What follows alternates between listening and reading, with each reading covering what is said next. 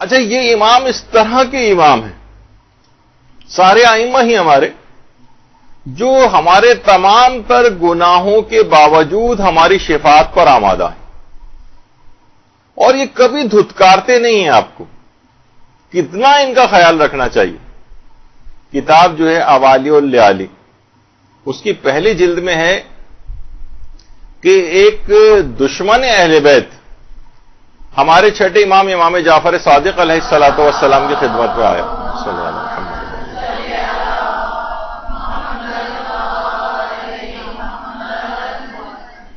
اور آ کر کہنے لگا کہ اگر آپ کا کوئی چاہنے والا، آپ کا کوئی ماننے والا اگر کوئی گناہ کرے تو اس کا انجام کیا ہوگا. اچھا دیکھیے، اس طرح سے امام کو ایک لحاظ سے کہ آپ اپنے شیعوں کا جو جتنا تذکرہ کرتے ہیں اور ان کی اتنی تعریف کرتے ہیں، آپ یہ بتائیں کہ اگر آپ کا چاہنے والا اور ماننے والا اگر گناہگار ہوگا تو اس کا انجام کیا ہوگا.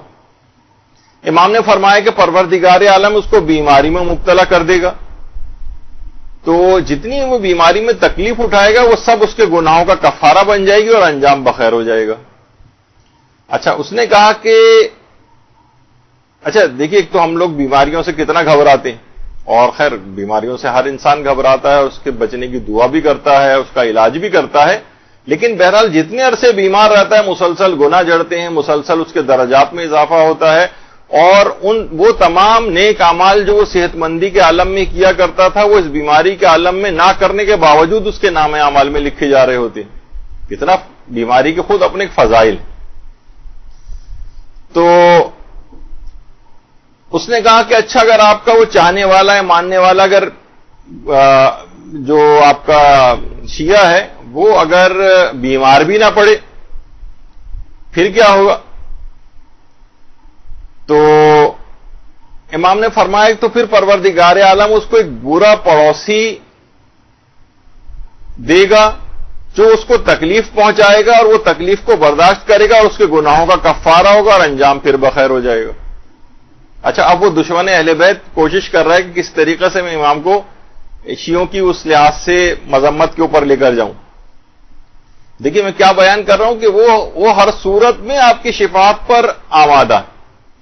اس نے کہا اچھا بالفرض اگر ان کے پاس اس کے کوئی برا پڑوسی بھی نہیں، تو امام نے فرمایا پھر اس کو پروردگار عالم کوئی برا دوست دے گا جو اس کو تکلیف پہنچائے گا، اور اس کو تکلیف پہنچانے کا جو بھی اس کو تکلیف پہنچے گی وہ اس کے گناہوں کا کفارہ بن جائے گی.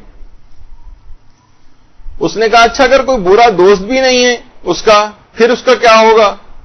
امام نے فرمایا پھر اس کو کوئی برا ہمسر ملے گا، مثلا کوئی عورت ہے تو برا شوہر ملے گا، شوہر ہے تو مثلا بری بیوی ملے گی اس کو، جو اس کو تکلیف پہنچائے گی، پھر ان تکالیف کو برداشت کرے گی اور اس کے گناہوں کا کفارہ ہوگا اور اس طرح سے انجام بخیر ہو جائے گا. کہا کہ اچھا مولا اگر یہ بتائیے کہ اگر اس کو کوئی برا شوہر یعنی برا شوہر یا بری بیوی سے وہ ملے گی، تو اگر یہ دونوں بھی اگر نہ ملے اس کو تو پھر کیا ہوگا. تو کہا کہ پروردگار عالم اس صورت میں اس کو مرنے سے پہلے توبہ کی توفیق نصیب فرمائے گا اور اس کا انجام پھر بخیر ہو جائے گا. اچھا اب اس نے اب سمجھ میں نہیں آ رہا اس کے کہ میں کیسے آخر امام کو ایک لحاظ سے پھنساؤں اپنے اس جملوں کے اندر. کہا کہ اچھا بالفرض اگر توبہ کی توفیق بھی نصیب نہ ہو مرنے سے پہلے تو پھر کیا ہوگا آپ کے شیعوں کا. تو امام نے فرمایا تیری آنکھوں پر خاک، اس کے باوجود بھی ہم اس کی شفاعت کریں گے. اللہم صلی علی محمد.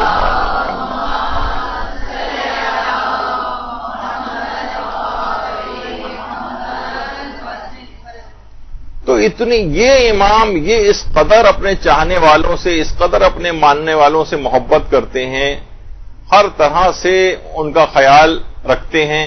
اب ان کے چاہنے والوں کو کس قدر اس بات کا اہتمام کرنا چاہیے کہ اپنے امام کے اتنے چاہنے والے امام کا دل نہ دکھائیں. یہ جو بھی کلمہ منہ سے نکال رہے ہیں سب کچھ امام تک پہنچ رہا ہے، ان کے دل نازنی کو زخمی کر رہا ہے، ان کو غمگین کر رہا ہے. کتنی ہم کو اس بات کی کوشش کرنی چاہیے کہ اپنے زمانے کے امام کو ہم ناراض نہ کریں، ان کے دل کو تکلیف نہ پہنچائیں. برحمتك يا أرحم الراحمين وصلى الله على محمد وآله الطاهرين.